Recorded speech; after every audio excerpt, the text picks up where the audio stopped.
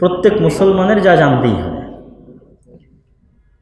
তো 1 নম্বর সে জিজ্ঞেস করছে আখবিরনি আনিল ইসলাম, ইসলাম কাকে বলে বলেন। তখন মুহাম্মদ সাল্লাল্লাহু আলাইহি ওয়াসাল্লাম উত্তরে বলছেন আন তাশহাদা আল্লা ইলাহা ইল্লাল্লাহ ওয়া আন্না মুহাম্মাদান রাসূলুল্লাহ সাল্লাল্লাহু আলাইহি ওয়াসাল্লাম। ইসলাম হচ্ছে মানুষ এই মর্মে সাক্ষ্য দিবে যে আল্লাহ ব্যতীত ইবাদতের যোগ্য সত্য কোনো ইলাহ নাই। আল্লাহ ব্যতীত ইবাদতের যোগ্য সত্য, ইবাদতের অযোগ্য অনেক ইলাহ আছে। যারা নিজেদেরকে ইলাহ দাবি করে বসে আছে এরা কি ইবাদতের অযোগ্য। তার মানে আল্লাহ ইবাদতের যোগ্য, এটা হচ্ছে ন্যায়, এটা আল্লাহর সাথে ন্যায়। আর সত্য, যারা ইবাদতের অযোগ্য এরা সবগুলো হচ্ছে মিথ্যুক। আর ইবাদতের যোগ্য একমাত্র সত্যকে আল্লাহ। তাহলে তাওহীদের বিশ্বাসটাও দুটো জিনিসের উপর দাঁড়িয়ে আছে, ন্যায় আর সত্য। এই জন্য শিরক পৃথিবীর সবচেয়ে বড় অন্যায় আর পৃথিবীর সবচেয়ে বড় মিথ্যা। শিরক পৃথিবীর সবচেয়ে বড় অন্যায় আর সবচেয়ে বড় মিথ্যা। আর তাওহীদ পৃথিবীর সবচেয়ে বড় ন্যায় আর পৃথিবীর সবচেয়ে বড় সত্য। তো আল্লাহ ব্যতীত ইবাদতের যোগ্য কোনো সত্য মাবুদ নেই। আর মুহাম্মদ সাল্লাল্লাহু আলাইহি ওয়াসাল্লাম আল্লাহর বান্দা এবং তার রাসূল। 2 ইকামিস সালাহ, সালাত প্রতিষ্ঠা করবে। সালাত প্রতিষ্ঠা করা মানে কি? সালাত প্রতিষ্ঠা করার অর্থ হচ্ছে সালাতকে তার পুঙ্খানুপুঙ্খ রূপে আদায় করা, ভালোভাবে সুন্দর করে উজু করা, সুন্দর জামা কাপড় পরিধান করা, সঠিক সময়ে আউয়াল ওয়াক্তে মসজিদে আসা, জামাতের সাথে প্রথম তাকবীরে তাহরিমা থেকেই মনোযোগের সাথে সালাত আদায় করা, যাবতীয় সুন্নাত নফল সহ আদায় করা, সালাতের প্রতিটি রুকু সিজদা ধীর স্থিরভাবে পালন করা। এটা হলো সালাত প্রতিষ্ঠা করা। এখান থেকে আরেকটা জিনিস পরিষ্কার হয়, দিন প্রতিষ্ঠা করা মানে কি? দিন প্রতিষ্ঠা করা মানে সাধ্য অনুযায়ী দিন অনুসরণ করা। দিন প্রতিষ্ঠা করা মানে কি? সাধ্য অনুযায়ী দিন অনুসরণ করা। আমি দিন অনুসরণ করলাম না, আরেকজনকে জোর করে মানালাম, এটা দিন প্রতিষ্ঠা না।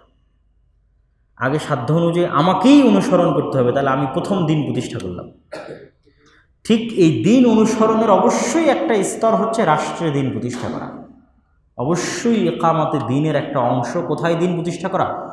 রাষ্ট্রে দিন প্রতিষ্ঠা করা। কিন্তু শুরুটা কোথায় হবে? নিজের মধ্যে।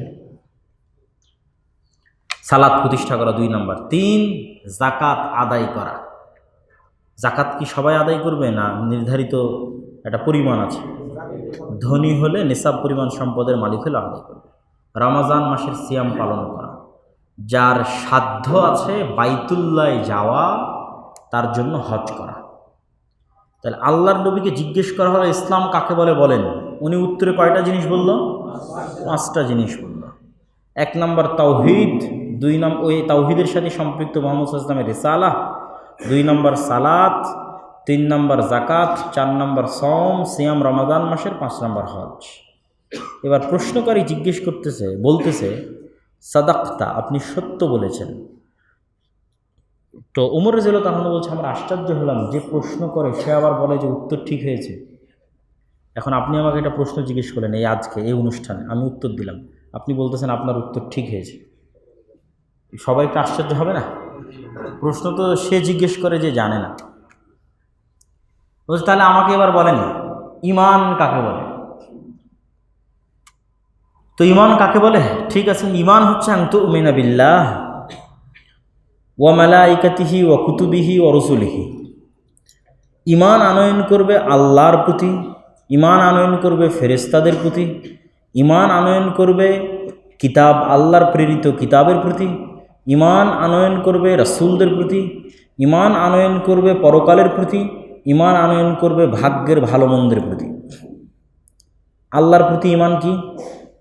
ওই যে আশহাদু আল্লা ইলাহা ইল্লাল্লাহর যে অংশ গেল, ওর মধ্যে আল্লাহর প্রতি ঈমানও অটোমেটিক আছে।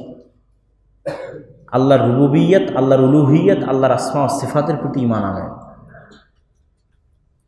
মালায়েকা ফেরেশতাদের প্রতি ঈমান আনয়ন কি? আপনি যদি ফেরেশতাদের প্রতি বিশ্বাস স্থাপন না করেন ভালো হতে পারবেন না।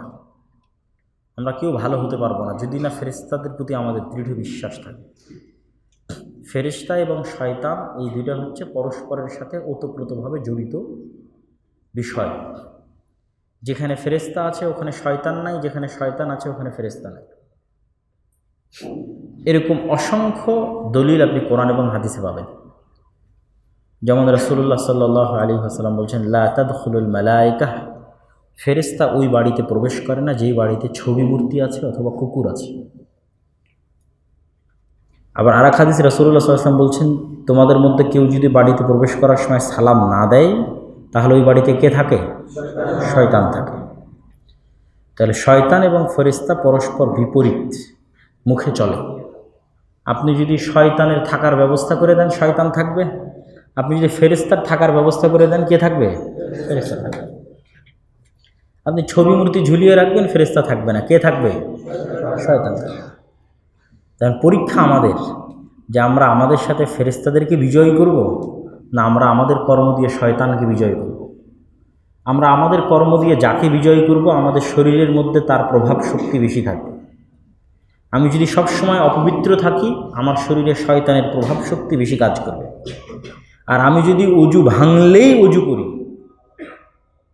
কোনো একজন মানুষ যে অজু ভাঙ্গা মাত্রই অজু করে,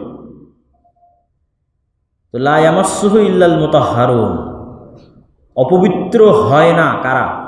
ফেরেশতারা। কারা অপবিত্র হয় না? তো আপনি সবসময় পবিত্র থাকবেন মানে আপনার মধ্যে ফেরেশতার স্বভাব বিরাজ করতেছে, ফেরেশতা আপনার সাথে বেশি থাকবে, ফেরেশতার শক্তি আপনার শরীরের মধ্যে প্রভাব বিস্তার করবে। রুহে রব্বানি নাম দিয়েছে শাহরুল্লাহ মুহাদ্দিস দেহলভী হুজ্জাতুল বালিগার মধ্যে, যে রুহে রব্বানি প্রভাব বিস্তার করবে। আর শয়তানকে উনি নাম দিয়েছে নফসে শয়তান। তো আমরা কাকে প্রভাব বিস্তার করাবো আমার শরীরের মধ্যে সেটার সিদ্ধান্ত আমাদের। এই জন্য ফেরেশতার উপর বিশ্বাস খুব জরুরি দরকার। ফেরেশতারা কী করলে থাকে কী করলে থাকে না তাও জানা দরকার। ফেরেশতারা কী কী করতে পারে সেটাও জানা দরকার। আল্লাহর ম্যানেজমেন্ট সিস্টেম টোটালটাই ফেরেশতারা দেখাশোনা করে। তারপর আছে আল্লাহর প্রেরিত কিতাব। আল্লাহ সুবহানাহু ওয়া তাআলা কিতাব কেন পাঠাবেন? আল্লাহ নিজেই সূরা বাকারার মধ্যে বলে দিয়েছেন, আদম আলাইহিস সালাতু ওয়াস সালামের সৃষ্টি করার পর কুলনাহবিতু মিনহা জামিআ, আদম আলাইহিস সালাতু ওয়াস সালামকে সৃষ্টি করলেন, নির্দিষ্ট গাছের ফল খেতে নিষেধ করলেন, শয়তানের প্ররোচনায় পড়ে খেয়ে ফেললেন। আল্লাহ বললেন নেমে যাও জান্নাত থেকে। আর ইবলিস যেহেতু আল্লাহর কথা অমান্য করেছিল ইবলিসকেও নামিয়ে দিয়েছেন। জিনদের মধ্যে একমাত্র জিন যে আসমানে থাকার সুযোগ পেয়েছিল সে কে? ইবলিস। তো ইবলিসকেও নামিয়ে দিলেন, আদম আলাইহিস সালামকে নামিয়ে দিলেন, দিয়ে বলেন এবার যাও তোমরা দুইজন পরস্পরের শত্রু, মারামারি করো। আদম আর আদমের বংশধর, ইবলিস আর ইবলিসের বংশধর কিয়ামত পর্যন্ত কি করবে? মারামারি করবে। তখন আল্লাহ বলতেছে ওই জায়গাতে, ফাইম্মা ইয়াতিয়ান্নাকুম মিন্নি হুদান ফামান তাবিআ হুদায়া ফালা খাউফুন আলাইহিম ওয়ালা হুম ইয়াহজানুন, তবে আমি আল্লাহ আমার পক্ষ থেকে আদম সন্তানের কল্যাণের জন্য আমার পক্ষ থেকে হেদায়েত পাঠাবো। যে আমার পাঠানো হেদায়েতের অনুসরণ করবে তার কোনো দুশ্চিন্তা নাই, আর তার কোনো ভবিষ্যৎ নিয়ে আশঙ্কা নাই। ঠিক আছে? অতীত নিয়ে আফসোস নাই, ভবিষ্যৎ নিয়ে আশঙ্কা এবং দুশ্চিন্তা নেই। তো এই যে আল্লাহ বললেন তিনি হেদায়েত পাঠাবেন, সেই হেদায়েতই হচ্ছে নবী রাসূল আর নবী রাসূলদের সাথে পাঠানো কিতাব। আল্লাহ তার ওয়াদা রক্ষা করেছেন, যুগে যুগে নবী রাসূল পাঠিয়েছেন আর নবী রাসূলদের সাথে পাঠানো কিতাব পাঠিয়েছেন। এগুলো যে আল্লাহর পক্ষ থেকে পাঠানো তার প্রমাণ কি? সেটির যুক্তিও আল্লাহ কোরআনে তুলে ধরেছেন। মুসাদ্দিকাল লিমা বাইনা, কোথাও বলা আছে মুসাদ্দিকাল লিমা বাইনা ইয়াদাইয়া, কোথাও বলা আছে মুসাদ্দিকাল লিমা বাইনা ইয়াদাইকুম। যে তাওরাতের ক্ষেত্রেও বলা আছে, ইনজিলের ক্ষেত্রেও বলা আছে, কোরআনের ক্ষেত্রেও বলা আছে, একই কথা। আল্লাহ যখন ইনজিল পাঠিয়েছেন তখন আল্লাহ বলেছেন শোনো এই ইনজিল তোমাদের কাছে থাকা তাওরাতকে সত্যায়ন করে, আর তোমাদের কাছে থাকা তাওরাত এই ইনজিলকে সত্যায়ন করে। যখন কোরআন পাঠিয়েছেন তখন কোরআনের ক্ষেত্রে বলেছেন শোনো এই কোরআন তোমাদের কাছে থাকা তাওরাত আর ইনজিলকে সত্যায়ন করে, আর তাওরাত আর ইনজিল এই কোরআনকে সত্যায়ন করে। মুসাদ্দিকান, সত্যায়নকারী, মানে কোরআন তাওরাত এবং ইনজিলের মধ্যে তথ্যগত মিল আছে, কেউ কাউকে মিথ্যায়ন করে না। যেমন আপনি দুই তিনটা ছোট ছোট উদাহরণ নেন। ডারউইনের থিওরি হচ্ছে মানুষ কি থেকে এসেছে? বানর থেকে এসেছে। এবার আপনি তাওরাত খোলেন, তাওরাতকে ইহুদিরা বলে তোরাহ, খ্রিস্টানরা বলে ওল্ড টেস্টামেন্ট। তোরাহ খোলেন, ইঞ্জিলকে খ্রিস্টানরা বাইবেল, ইঞ্জিল খুলেন, দেখেন যে কি লেখা আছে, যে মানুষ কোথায় থেকে এসেছে। তাওরাতেও দেখবেন লেখা আছে আদম আলাইহিসসালাম থেকে এসেছে, ইঞ্জিলেও দেখবেন লেখা আছে আদম আলাইহিসসালাম থেকে এসেছে। তাওরাতেও দেখবেন লেখা আছে আদম আলাইহিসসালামের স্ত্রীর ঘটনা, নাম দেওয়া আছে ইভ। ইঞ্জিলেও নাম দেওয়া আছে ইভ, যাকে আমরা হাওয়া বলছি, যেখান থেকে বলা হয় ইভ টিজিং, মানে মেয়েদেরকে ডিস্টার্ব করাকে বলা ইভ টিজিং। ইভ মূলত হাওয়া আলাইহিসসালামের নাম। এবার কোরআনে আসেন, কোরআনও বলতেছে যে আদম আর হাওয়া। তাহলে তিনটে ধর্মগ্রন্থ মানুষ যে আদম এবং হাওয়া থেকে সৃষ্টি হয়েছে এই বিষয়ে পরস্পরকে সত্যায়ন করে না মিথ্যায়ন করে? সত্যায়ন করে। তাহলে কি প্রমাণ করছে? হাজার হাজার বছরের ডিফারেন্সে, হাজার হাজার কালের পরিক্রমায় পৃথিবীর বিভিন্ন প্রান্তে 3 যুগে 3 জন নবী এসেছে। 3 জন নবীর কাছে একই রকম মেসেজ গেছে যে মানুষকে সৃষ্টি করা হয়েছে আদম থেকে এবং তার স্ত্রী হাওয়া থেকে। তাহলে এটা কাকতালীয় না এটা ইচ্ছাকৃত, বানোয়াট না সত্য? সত্য। হাজার হাজার বছরের ডিফারেন্স। আর তখন তার এত আধুনিক যুগ ছিল না, এত কিছু সংরক্ষণ করার কোনো সুযোগ ছিল না, লাইভ ভিডিও কোনো কিছু সংরক্ষণ করার সুযোগ ছিল না। হাজার হাজার বছরের ডিফারেন্সে বিভিন্ন অঞ্চলে বিভিন্ন দেশে নবীরা আসতেছে আর সেম কথা বলতেছে। তাহলে একটা আর একটা সত্যায়নকারী না মিথ্যায়নকারী? সত্যায়নকারী। আপনি নবীদের নাম দেখেন, তাওরাত এবং ইঞ্জিলে যা নবীদের নাম আছে তার 90% নবীদের নাম কোরআনে আছে। ঘটনার ধারা বিবরণীতে পার্থক্য হতে পারে, কিন্তু ঘটনার সারমর্ম এক। যেমন আদম আলাইহিসসালাম কেমনে পথভ্রষ্ট হলেন, এর ধারা বিবরণীতে পার্থক্য আছে। কোথাও তাওরাত ইঞ্জিল এগুলো যেহেতু পরিবর্তিত বিকৃত হয়ে গেছে, কোথাও লেখা আছে সাপের আকৃতিতে এই জান্নাতের মধ্যে প্রবেশ করলেন, কোথাও মানে যে যত রকম পেরেছে সে তত রকম বিকৃতি সাধন করেছে। যেই বিস্তর তথ্যে যেখানে কন্ট্রাডিক্টরি হবে সেখানে সত্য কোরআন, কেন কোরআন হচ্ছে লেটেস্ট এবং আনচেঞ্জেবল, আর আগেরগুলো চেঞ্জ হয়ে গেছে। কিন্তু আমি ওইটা বলছি, কিন্তু মূল সারমর্ম সেম। ঠিক নবীদের ঘটনাবলিতে আপনি পড়েন যে নূহ আলাইহিসসালামের যুগে একটা বড় বন্যা হয়েছিল, পৃথিবীতে একটা মহাপ্লাবন এসেছিল নূহ আলাইহিসসালামের যুগে। অন্তত এই সারমর্ম কথাটুকু তাওরাতেও আছে, এই সারমর্ম কথাটুকু ইঞ্জিলেও আছে, আজও আছে, এখনও আছে, কোরআনেও আছে। তাহলে পৃথিবীতে একটা মহাপ্লাবন হয়েছিল একজন নবীর যুগে নূহ আলাইহিসসালাম, এই তথ্যে এই 3টে ধর্মগ্রন্থ পরস্পরকে সত্যায়নকারী না মিথ্যায়নকারী?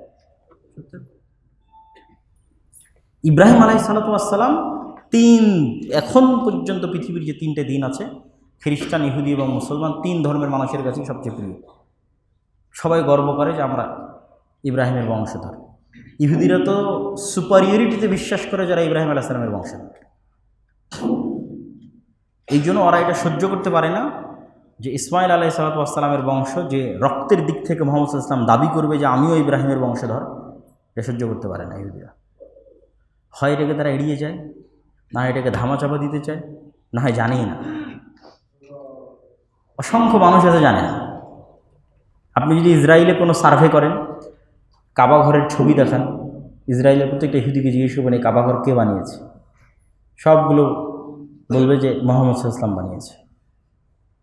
অথচ আসলে এই কাবা ঘর কে বানিয়েছে? ইব্রাহিম আলাইহিস সালাম। ওরা যদি জানতো যে কাবা ঘর ইব্রাহিম আলাইহিস সালাম বানিয়েছে, তাহলে ন্যূনতম তাদের মধ্যে চেঞ্জিং আসতো, চিন্তার জগতে ঝড় আসতো। আব্রাহামিক রিলিজিয়ান 3টেই হচ্ছে ইব্রাহিম আলাইহিসসালামের মিল্লাতে ইব্রাহিমের অনুসারী হওয়ার দাবিদার।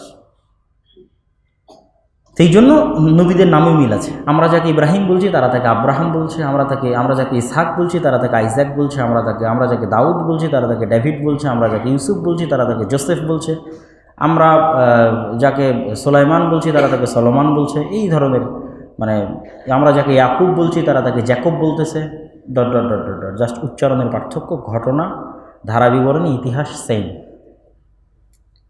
তো কি বলছিলাম, আল্লাহ তার পক্ষ থেকে কিতাব পাঠাবে, সেই কিতাবগুলোর প্রতি বিশ্বাস করতে হবে যে এই কিতাবগুলো কার পক্ষ থেকে এসেছে? কার পক্ষ থেকে? আল্লাহর পক্ষ থেকে। তাহলে 1 আল্লাহর প্রতি বিশ্বাস, 2 ফেরেশতাদের প্রতি বিশ্বাস, 3 কিতাবের প্রতি বিশ্বাস, 4 নবী রাসূলদের প্রতি বিশ্বাস। তো ওই যে আল্লাহ বলেছেন হেদায়েত পাঠাবেন শয়তানের কবল থেকে বাঁচানোর জন্য, তো নবী রাসূলেরা আসবে, নবী রাসূলদের প্রতি বিশ্বাস করতে হবে। নবী রাসূলদের মধ্যে মর্যাদাগত পার্থক্য হয়। 5 জন নবী হচ্ছেন উলুল আজম, পৃথিবীতে আসা সকল নবীর মধ্যে সর্বশ্রেষ্ঠতম নবী হচ্ছে 5 জন। এই 5 জনের মধ্যে আবার সর্বশ্রেষ্ঠ হচ্ছে আমাদের নবী মুহাম্মদ সাল্লাল্লাহু আলাইহি ওয়াসাল্লাম। সেই উলুল আজম 5 জন কে হতে পারে? ইব্রাহিম আলাইহিস সালাম 1 জন, নূহ আলাইহিস সালাম 2 জন, ঈসা আলাইহিস সালাম, মুসা আলাইহিস সালাম, মুহাম্মদ সাল্লাল্লাহু আলাইহি ওয়াসাল্লাম। হ্যাঁ, এগুলো 5 জন: নূহ, ইব্রাহিম, ঈসা, মুসা, মুহাম্মদ সাল্লাল্লাহু আলাইহি ওয়াসাল্লাম, উলুল আজম, দৃঢ় প্রতিজ্ঞ 5 জন নবী। এই 5 জন নবীর মধ্যে সর্বশ্রেষ্ঠ কে? মুহাম্মদ সাল্লাল্লাহু আলাইহি ওয়াসাল্লাম। মুহাম্মদ সাল্লাল্লাহু আলাইহি ওয়াসাল্লাম সর্বশ্রেষ্ঠ, তার 2-1টা প্রমাণ। কোরআন সুন্দর, আর সত্যবাদী ন্যায় পরায়ণ সব নবী, খাতামুন নবীন, জি, জাওয়ামিউল কালিম, শাফাআহ, কি বললেন? রাহমাতুল লিল আলামিন, সুন্দর। হ্যাঁ, মিরাজ, এটাও সুন্দর। আচ্ছা, হ্যাঁ, অবিকৃত দিন কোরআন যেহেতু বলা হয়েছে ওটার মধ্যেই চলে এসেছে। মুহাম্মদ সাল্লাল্লাহু আলাইহি ওয়াসাল্লামের যে উনি সর্বশ্রেষ্ঠ, এটার প্রমাণটা দেখা যাবে মাকাম মাহমুদের মাধ্যমে। মানে প্রমাণটা মানুষ দেখবে। আমরা তো বিশ্বাস করতেছি উনি সর্বশ্রেষ্ঠ, কিন্তু এটা প্রমাণিত হবে কখন? প্রমাণিত হবে কিসের মাধ্যমে? মাকাম মাহমুদ, যেটা আমরা আজানের পরে সবসময় দোয়া করি, যেটা আমাদের নবী শিখিয়ে গেছেন যে তোমরা দোয়া করবা যে আল্লাহ যেন আমাকে মাকাম মাহমুদ দান করে। তাহলে দোয়া করার গুরুত্ব বুঝেন যে সর্বশ্রেষ্ঠ নবী মাকাম মাহমুদ আল্লাহ তাকে দিবেন, এটা তিনি জানেন। তারপরেও তার উম্মতকে বলে গেছেন যেন তার জন্য আমরা এই দোয়া করি যে হে আল্লাহ, আপনি মুহাম্মদ সাল্লাল্লাহু আলাইহি ওয়াসাল্লামকে মাকাম মাহমুদ দান করেন। অথচ আমাদের কিছু দরকার, আমরা দোয়া করি না। দোয়া না করা হচ্ছে অহংকার। আর মুহাম্মদ সাল্লাল্লাহু আলাইহি ওয়াসাল্লামের এটা নম্রতা যে তিনি জানেন আল্লাহ তাকে মাকাম মাহমুদ দিবেন, তারপরেও তিনি নিজে দোয়া করেছেন, তার উম্মতকে শিখিয়ে গেছেন দোয়া করতে। মাকাম মাহমুদ হচ্ছে কিয়ামতের মাঠে যখন সকল নবী আল্লাহর সাথে কথা বলার সাহস করবেন না, তখন সারা পৃথিবীর মানুষের ব্যর্থতার পরে, এটা হচ্ছে প্রমাণ, প্রুফ যে সারা পৃথিবীর মানুষের কিসের পরে? ব্যর্থতার পরে। সারা পৃথিবীর সকল নবী রাসূলের ব্যর্থতার পরে, ওলিয়া উলিয়ার ব্যর্থতার পরে, পীর মুর্শিদ বুজুর্গানে দিনের ব্যর্থতার পরে, ঠিক আছে? যত বড় পীর হোক, পীর আব্দুল কাদের জেলানী রাহিমাহুল্লাহ রাহমাতান ওয়াসিয়া, তিনিও কিয়ামতের মাঠে আল্লাহর সাথে কথা বলতে পারবেন না। তো পৃথিবীর সকলের ব্যর্থতার পরে মানুষ দেখবে যে আজ কিয়ামতের মাঠে এত এত সম্মানিত নবী রাসূল, ওলিয়া উলিয়া, পীর বুজুর্গ, শুহাদা, সিদ্দিকিন কেউ আল্লাহর সাথে কথা বলার সাহস করছে না। সেই দিন আল্লাহ সুবহানাহু ওয়া তাআলার সাথে কথা বলবেন কে? মুহাম্মদ সাল্লাল্লাহু আলাইহি ওয়াসাল্লাম। তখন তার পৃথিবীর সকলের মধ্যে তার শ্রেষ্ঠত্বটা প্রমাণিত হয়ে যাবে। এটা কি বলা হয়েছে? মাকাম মাহমুদ। এই অনুমতিটাকে বলা হয় মাকাম মাহমুদ। যদিও মুহাম্মদ সাল্লাল্লাহু আলাইহি ওয়াসাল্লাম সরাসরি কথা শুরু করবেন এমন না, তিনি মূলত সিজদা দিয়ে শুরু করবেন। সিজদার মধ্যে তিনি আল্লাহর এমন প্রশংসা করবেন যা আগে কোনোদিন করেননি। আগে কোনোদিন কেন করেননি? আল্লাহ আগে কোনোদিন শিখাইনি। আর ওই দিন ওই সময় আল্লাহ সুবহানাহু ওয়া তাআলা সেগুলো তার অন্তরে ঢেলে দিবেন। ওই রকম অসংখ্য অগণিত অজানা ভাষায়, অগণিত অজানা অসংখ্য মাধ্যমে তিনি আল্লাহ সুবহানাহু ওয়া তাআলার প্রশংসা করবেন। কতক্ষণ করবেন তা তিনি জানেন, তিনি জানেন না, আল্লাহ সুবহানাহু ওয়া তাআলা জানেন কতক্ষণ তার প্রশংসা করবেন। তো আমরা আলোচনা করছিলাম নবী রাসূলদের প্রতি বিশ্বাস স্থাপন। তো নবী রাসূলদের প্রতি বিশ্বাস স্থাপনের বড় অংশ হচ্ছে নবীরা আল্লাহ সুবহানাহু ওয়া তাআলার পক্ষ থেকে মানুষের পথ প্রদর্শক এবং হেদায়েতের মাধ্যম ওসিলা হিসেবে প্রেরিত হয়ে থাকেন। নবী রাসূলরা সত্যবাদী এবং আমানতদার হয়ে থাকেন, ন্যায় পরায়ণ হয়ে থাকেন। তারপরের যেটা বিশ্বাস সেটি হচ্ছে পরকালে বিশ্বাস স্থাপন। পরকালে বিশ্বাস স্থাপন ইসলামের অন্যতম গুরুত্বপূর্ণ জরুরি একটি বিশ্বাস। আমাদের এই পৃথিবী, যেটা কিছুক্ষণ আগে আমরা আব্দুর রব সিরনিয়াবাদ টেক্সটাইল কলেজে আলোচনা করছিলাম, যে বস্তুবাদী পৃথিবী, আমরা পরকালকে ভুলে গেছি। আমরা যে মারা যাব এই বিশ্বাস আমাদের মধ্যে নাই। এই জন্য আল্লাহ সুবহানাহু ওয়া তাআলা বলেছে, যিনি তোমাদেরকে প্রথমবার সৃষ্টি করতে পেরেছেন তিনি তোমাদেরকে দ্বিতীয়বারও সৃষ্টি করতে পারবেন। অতএব তোমরা পরকালের প্রতি বিশ্বাস স্থাপন করো। কীভাবে বিশ্বাস স্থাপন করো? আইন আল ইয়াকিন।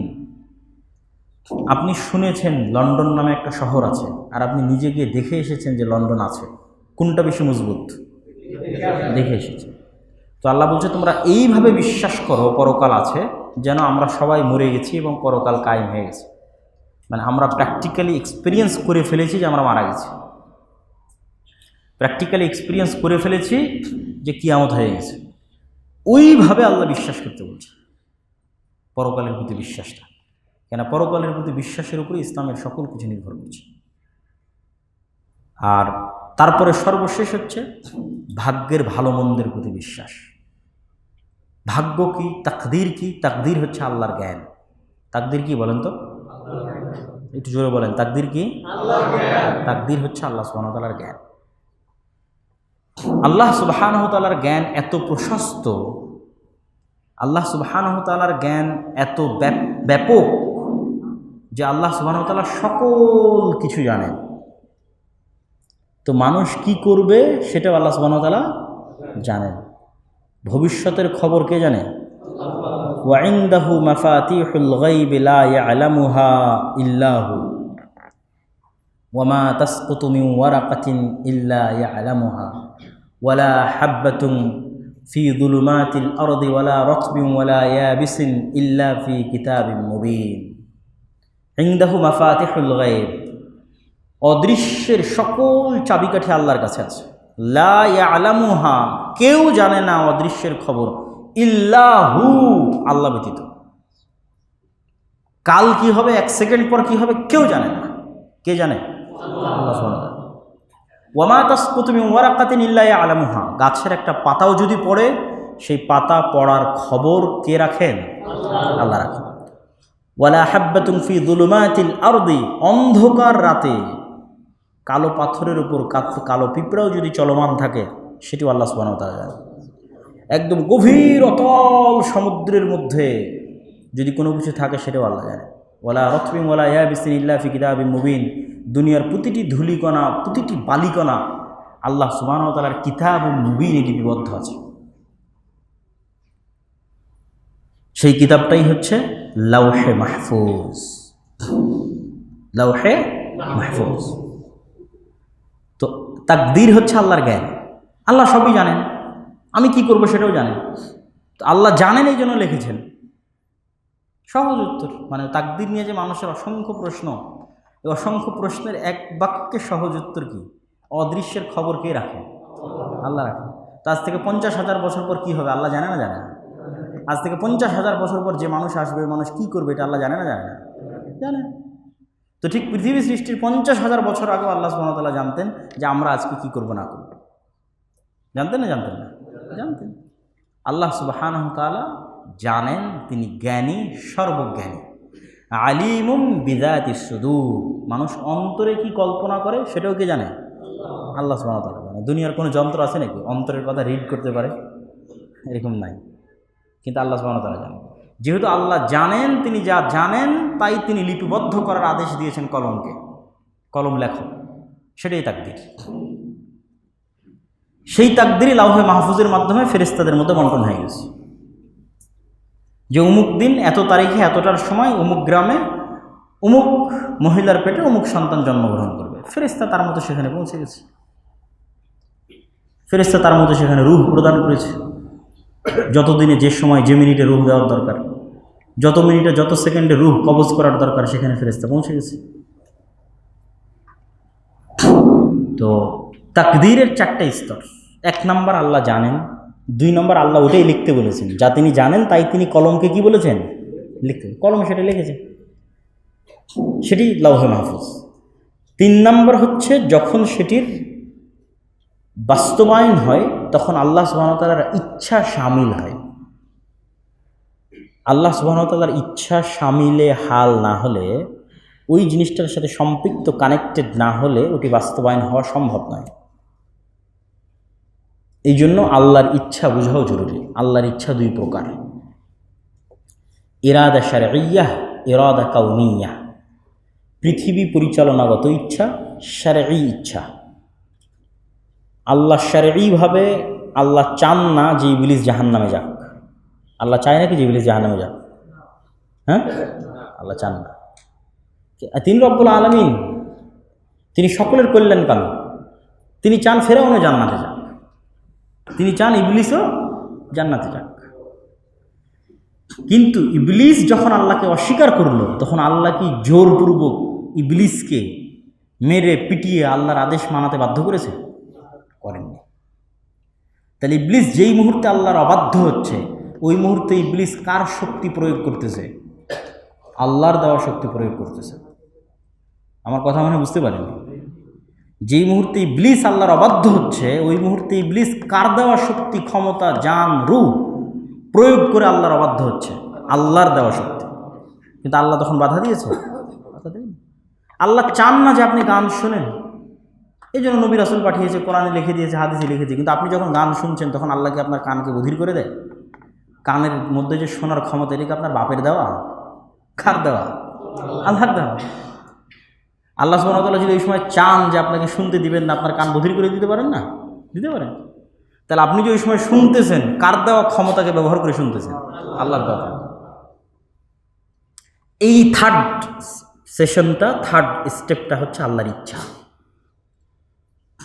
আল্লাহর ইচ্ছা ছাড়া পৃথিবীতে কেউ কোনো কিছু করতে পারবে না।